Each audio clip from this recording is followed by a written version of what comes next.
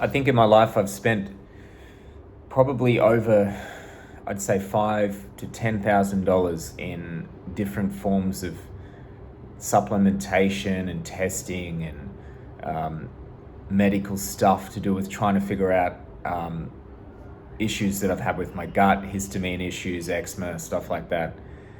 And I've fallen into what I believe to be the supplement trap many times, and it's always the same result for me. And my theory is that supplements behave like drugs in the body and are somewhat unnecessary. You could even say they are completely unnecessary. So the one that makes it most clear, and I think a lot of people get this, is with magnesium. People take it every day. I find if I suddenly just take some magnesium, I will feel overly relaxed for however long it lasts in the body. Then the next day, maybe a little bit more. And then towards the end of the day, I start getting some cramps and I start getting symptoms of magnesium deficiency. So what that suggests to me is just behaving like a drug. Like if I was to drink a coffee one night, I would have a ton of energy all that night, fall asleep, wake up, maybe a bit more energy, and then eventually it wears off and I get super lack of energy. It goes the other way. This is the dopamine mechanism and the way it works. So it's the same function. It's the body is not designed for the highs or for the purity and intensity of artificial substances. So that goes with just food as well, such as refined sugar, fruit juices, anything that is somewhat natural but adulterated by humans. I believe potatoes as well. Anything high starch, high sugar are generally foods that humans have adulterated. And if you put it in the body will have a reaction to it, such as, say, pasta, for example.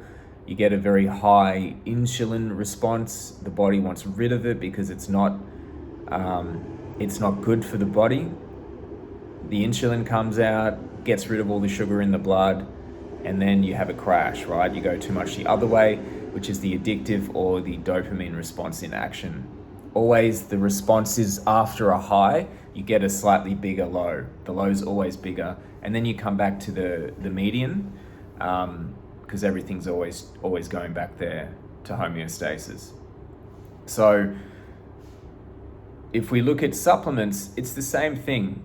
And I know doctors prescribe them and hospitals give them to you and etc., etc. But I can't see a situation where it's actually going to be a long-term solution to the problem. The only way it is that if you take it every day. This is why people with their injections of B12, these people aren't eating red meat, for example, a lot of the time that I see. And they take their injections of B12 however often they do it. And the body has an addictive response to that because it's so much pure form of B12 that the body has a reaction where it will reduce its ability, it will reduce its output of B12. So you just worsen the problem. You're not fixing the problem at the root, which is likely dietary issues, too much carbs, issues with the gut, damage, all that sort of stuff. It's the same as a drug. It's the same as caffeine. It's the same as artificial foods. It's the same with anything artificial. Video games, porn, TV series, anything that's highly stimulated, these mobile phones, social media. You could argue extreme sports as well. All this stuff, it's the same thing, and supplements are no different. They're not going to ever fix the problem. It's going to make it worse because the body then goes into another deficit with even further deficit.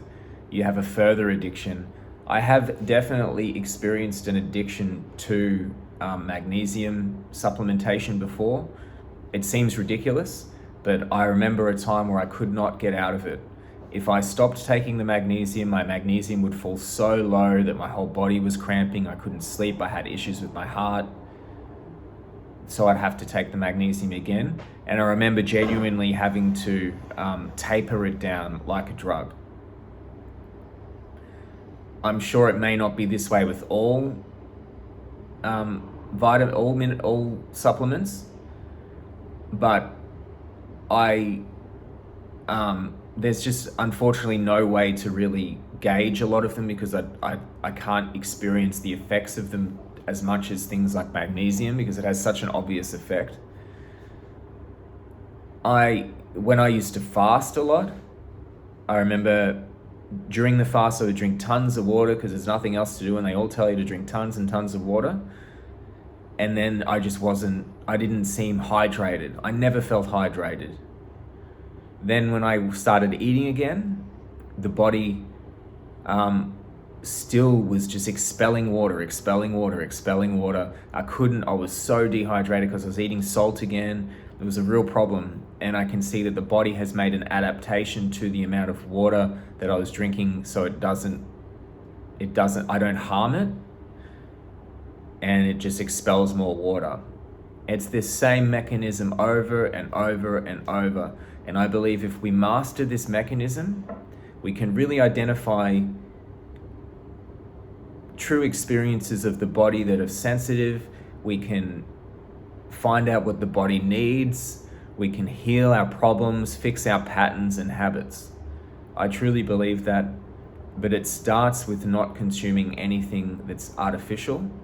Then we will identify the problems and then fix it in other ways, which would, in my opinion, involve alterations to the diet, the meal timing, and potentially consuming probiotics as well. But I don't believe in the lab-created forms, in the natural food forms. So that's it. I think that's pretty much it. So I hope that helps. I hope some good ideas, and all the best.